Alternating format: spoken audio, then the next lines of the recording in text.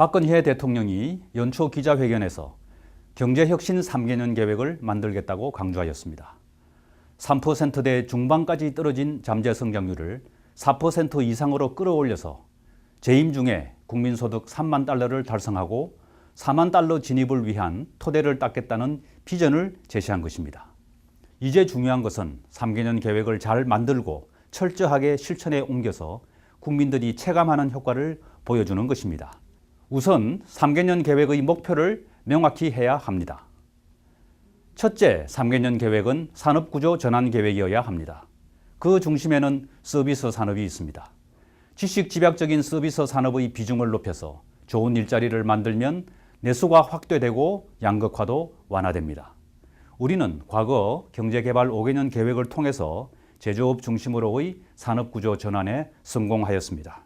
이번 3개년 계획은 서비스 산업으로의 산업구조 전환을 이루는 출발점이 되어야 합니다. 서비스 산업 발전을 위한 가장 중요한 요소는 창의적 인재와 자유로운 경쟁 환경입니다. 따라서 정부의 산업 정책도 교육혁명과 규제 혁파에 집중해야 합니다. 둘째, 3개년 계획을 통해서 한국의 제조업을 세계 최고 수준으로 업그레이드해야 합니다. 이미 우리 제조업은 세계 정상 수준에 있습니다만 아직도 기술과 소프트웨어 경쟁력에서 독일, 일본, 미국 등에 뒤처져 있습니다. 그 돌파구는 기술 간의 융복합입니다. 정부는 기업과 기업이 협력하고 기업과 대학이 협력하는 협력 생태계를 조성하는 데에 정책의 중심을 두어야 합니다. 융복합은 결국 사람들 간의 교류의 결과물입니다.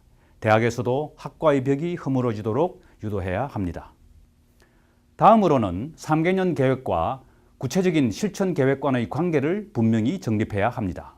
지난 1년 동안 정부의 각 부처는 경제 활성화와 창조 경제를 위한 시책들을 계속해서 발표하였습니다. 각종 규제 개선책을 담은 투자 활성화 대책을 4차례 발표하였는데 그 속에는 관광, 의료, 교육 등 서비스 산업에 대한 규제 개선이 포함되어 있습니다.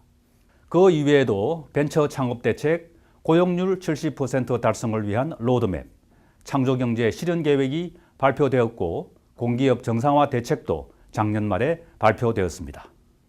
이미 발표되지 않은 전혀 새로운 내용을 담으려고 억지로 노력할 필요는 없습니다. 3개년 계획은 남마와 같이 얽혀있는 시책들을 해부하고 종합해서 산업구조 전환에 대한 청사진을 제시하고 정부의 정책 의지를 분명히 해서 기업들에게 나침판의 역할을 해야 합니다. 그리고 산업구조 전환이 장기적인 과제임을 고려하면 3년을 중간 목표로 설정하면서도 5년, 10년 후를 내다보는 장기 비전이 제시되는 것이 바람직합니다. 3개년 계획의 성패를 좌우하는 것은 실천입니다.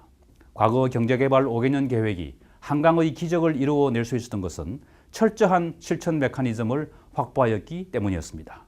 박근혜 대통령이 규제장관회의를 직접 주재하겠다고 한 것도 실천의 중요성을 인식하였기 때문일 것입니다. 그런데 산업구조 전환을 위한 과제는 규제를 넘어서서 매우 다양합니다.